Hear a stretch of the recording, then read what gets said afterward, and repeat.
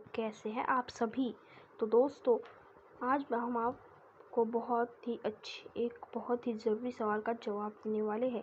दोस्तों, आप सोच रहे होंगे कि एक दिन तो अर्थ को मरना ही है, क्योंकि बेनू जो है जिसने डायनासोर्स को ख़त्म किया था और अर्थ को पूरी तरह से फिर से बंजर बना दिया था जिस तरह वो निर्माण की वक्त थी। तो दोस्तों, ये बेनू जो है वो हमारे अर्थ के ऑर्बिट के आसपास ही घूम रहा है। तो उससे बचने के लिए अभी हमारे पास कोई टेक्नोलॉजी नहीं है।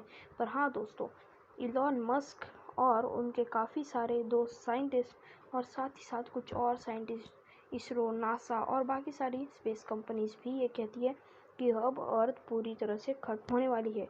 तो दोस्तों, क्या ये सच है या गलत, चलिए जानते हैं इस वीडियो में। तो दोस्तों, स्वागत है आपका मेरे चैनल अननोन फैक्ट्स पे। तो दोस्तों, चलिए आज की वीडियो शुरू करते हैं।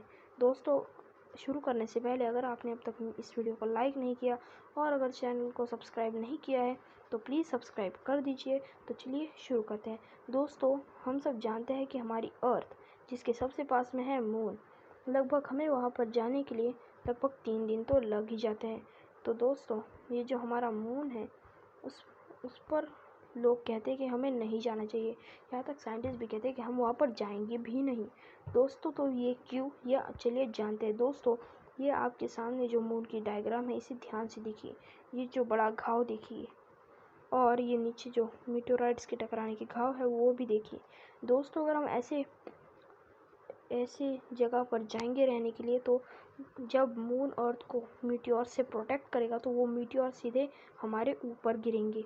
तो दोस्तों, मून पर भूकंप भी आ सकता है और पूरी धरती को वहाँ पर बसने के लिए बहुत कम जगह है।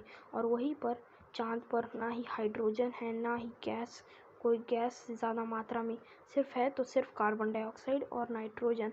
कार्बन डाइऑक्साइड की प्रमाण भी अगर ज़्यादा होती तो ठीक है, हम वहाँ पर प्लांट्स को ले जाकर और पानी को ले जाकर वहाँ पर जीवन बसा सकते थे। पर दोस्तों, ऐसा नहीं है। यहाँ पर कार्बन डाइऑक्साइड भी नहीं है, सिर्फ नाइट्रोजन ही है।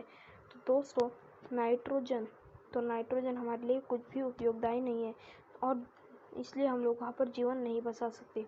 और दूसरी बात दोस्तों, अगर अर्थ पर कोई खतरा आया भी तो चांद भी डिस्ट्रक्ट हो जाएगा, क्योंकि जब अर्थ डिस्ट्रक्ट होगा तो उसी के पास में होगा चांद। तो ये चांद भी पूरी तरह से डिस्ट्रक्ट हो जाएगा और चांद हमेशा हमेशा के लिए ख़त्म हो जाएगा। तो दोस्तों, इसलिए हम चांद पर नहीं जाने वाले। या तो हम जाएंगे मार्स पर, या फिर उन 4 सैटेलाइट्स में से उन एक पर, या फिर उन चारों पर भी जो कि जुपिटर के चक्कर लगा रहे हैं। तो दोस्तों, मैं किन सैटेलाइट्स की बात कर रहा हूँ, तो दोस्तों वो और कोई नहीं बल्कि ये चारों है जो आपको अपनी स्क्रीन के सामने दिख रहे हैं। जुपिटर तो नहीं दोस्तों, पर उनके ये 4 सैटेलाइट्स, गैनमेडी, आयो, यूरोपा और कैलेस्टियो, ये चारों सैटेलाइट्स बहुत ही यूनिक है, क्योंकि इन पर जीवन होने की संभावना बहुत ज़्यादा है। तो दोस्तों, यूरोपा जो है उस पर तो जीवन होने का कोई भी शक नहीं है कि उस पर जीवन नहीं होगा।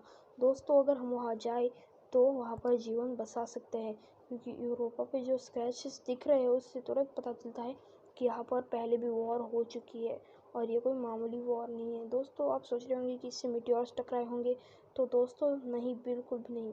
दोस्तों, इससे मीटियोर्स नहीं टकराएंगे। दोस्तों, अगर इससे मीटियोर टकराए भी होते तो ये बुरी तरह से घायल हो जाता, क्योंकि ये जो आप देख रही है इसका सेंटर है। इससे लेकर इसने जो यहाँ तक जो लाइन बनाई है, अगर वो किसी मीटियोर ने बनाई होती तो इसके 2 टुकड़े हो जाते। तो दोस्तों, इसका मतलब यूरोपा पर भी वॉर्स होती थी, और वो भी न्यूक्लियर। दोस्तों, ऐसा भी माना जाता है कि आयो, जो कि एक पाइनएप्पल जैसा दिखने वाला प्लैनेट है, इस पर भी जीवन होगा, क्योंकि यहाँ पर भी जो धब्बे दिखते हैं उनसे साफ पता चलता है कि यहाँ पर भी वॉर हो चुकी है या फिर मीटियोर्स गिर चुके हैं। यहाँ पर हमें जीवन के लिए जाने का संभावना बहुत कम है। पर दोस्तों, हमारी सोलर सिस्टम में ये जो सैटर्न है, नेपच्यून है, ये सभी गैस जाइंट्स हैं। और साथ ही साथ यूरेनस तो अब तक डिस्कवर नहीं हुआ कि वो गैस जाइंट है या नहीं। पर अर्थ और मार्स गैस जाइंट्स नहीं है। दोस्तों, हम सब जानते हैं कि वीनस, जो कि एक गैस जाइंट है, वो अर्थ के दूसरे सबसे पास प्लैनेट की लिस्ट में भी आता है। दोस्तों, मर्क्यूरी, जिसे हम सबसे गर्म प्लैनेट समझते हैं, वो बात एकदम गलत है दोस्तों। अगर हम सबसे गर्म प्लेनेट की ओर आए तो वो वैसे प्लेनेट तो नहीं है, पर फिर भी वो प्लेनेट जितना बड़ा प्लेनेट मर्क्यूरी या फिर प्लूटो जितना बड़ा ज़रूर है दोस्तों। वो है हमारा बेनू, मतलब वो वही जिसके बारे में मैंने आपको शुरुआत में बताया था, वही एस्टेरॉयड जिसने डायनासोर्स को पूरी तरह से ख़त्म कर दिया था।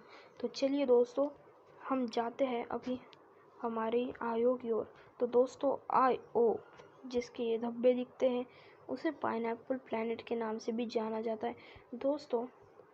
यहाँ इस प्लैनेट पर बिल्कुल भी बर्फ़ नहीं है, इसका मतलब यहाँ पर ज़्यादा ठंड नहीं है, इसलिए हम लोग यहाँ पर जीवित रह सकते हैं।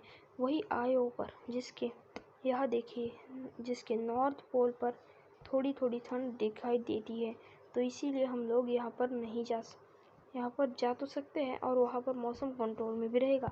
शायद आयो गर्मी से दबा भी हो सकता है, इसलिए वहाँ पर जाने की संभावनाएं बहुत ज़्यादा कम है।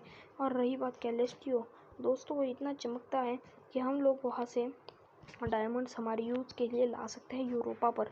तो दोस्तों, आपको हमारी आज की ये वीडियो कैसी लगी? दोस्तों, अगर अच्छी लगी हो तो चैनल को सब्सक्राइब कर दो, वीडियो को ज़्यादा से ज़्यादा शेयर ज़रूर करना। तो चलिए दोस्तों, मिलते हैं हमारे अगले वीडियो में। Okay, bye bye.